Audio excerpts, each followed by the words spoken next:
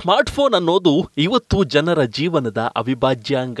ನಮ್ಮ ದೈನಂದಿನ ಬಹಳಷ್ಟು ಕೆಲಸಗಳು, ಕಚೇರಿ ಮತ್ತು ವೈಯಕ್ತಿಕ ಕೆಲಸಗಳು ಇವತ್ತು ಸ್ಮಾರ್ಟ್ಫೋನ್ ಮೂಲಕವೇ ನಡೆಯುತ್ತೆ.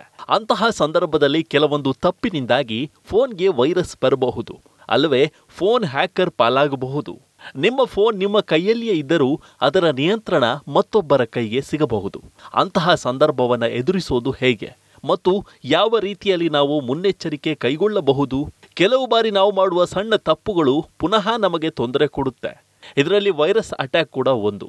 ಗೊತ್ತೋ ಗೊತ್ತಿಲ್ಲದೆ ಮಾಡಿದ ತಪ್ಪುಗಳಿಂದ ನಮ್ಮ ಸ್ಮಾರ್ಟ್ಫೋನ್ಗಳಿಗೆ ವೈರಸ್ ಪ್ರವೇಶಿಸುತ್ತವೆ. ಸ್ಮಾರ್ಟ್ಫೋನ್ಗೆ ವೈರಸ್ಗಳು ಪ್ರವೇಶಿಸುವ ಕೆಲವೊಂದು ವಿಧಾನಗಳ ಬಗ್ಗೆ ಹೇಳ್ತೀವಿ ನೋಡಿ.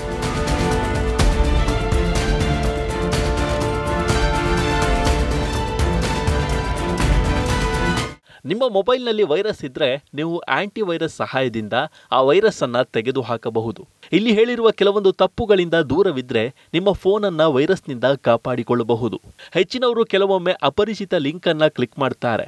ಈ ತಪ್ಪು ದೊಡ್ಡ ತೊಂದರೆಗೆ ಕಾರಣವಾಗಬಹುದು. ಇಂತಹ ಕೆಲವು ಲಿಂಕ್ ಅಪಾಯಕಾರಿಯಾಗಿರುತ್ತೆ. ಈ ಲಿಂಕ್ಗಳು ನಿಮ್ಮ ಸ್ಮಾರ್ಟ್ಫೋನ್ಗಳ ಒಳಗೆ ವೈರಸ್ಗಳನ್ನು ಸ್ಥಾಪಿಸಬಹುದು. ಆದ್ದರಿಂದ ಮುಂದಿನ ಬಾರಿ ತಪ್ಪಿಯೂ ಅಪರಿಚಿತ ಲಿಂಕ್ಗಳ ಮೇಲೆ ಕ್ಲಿಕ್ ಮಾಡಬೇಡಿ.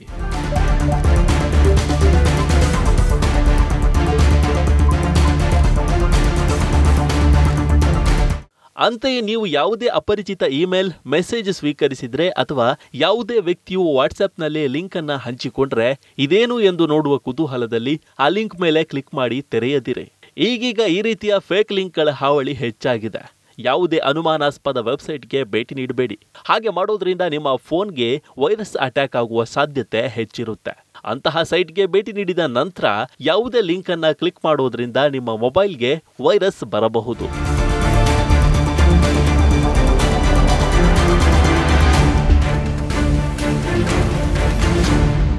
ಆಂಡ್ರಾಯ್ಡ್ ಸ್ಮಾರ್ಟ್ಫೋನ್ನಲ್ಲಿ ಗೂಗಲ್ ಪ್ಲೇಸ್ಟೋರ್ ಮತ್ತು ಆಪಲ್ ಐಫೋನ್ನಲ್ಲಿ ಆ್ಯಪ್ ಸ್ಟೋರ್ ಇದೆ. ಇವುಗಳಲ್ಲಿ ಕೆಲವು ಫೇಕ್ ಆ್ಯಪ್ಗಳು ಇರುತ್ತವೆ. ನೀವು ಯಾವುದೇ ಥರ್ಡ್ ಪಾರ್ಟಿ ಅಪ್ಲಿಕೇಶನ್ ಅನ್ನು ಇನ್ಸ್ಟಾಲ್ ಮಾಡುವ ಮೊದಲು 2 ಬಾರಿ ಪರಿಶೀಲಿಸಿ. ಈ ಆ್ಯಪ್ನ ಹಿನ್ನೆಲೆ ಬಗ್ಗೆ ತಿಳಿದುಕೊಂಡು ಮುಂದುವರೆಯಿರಿ.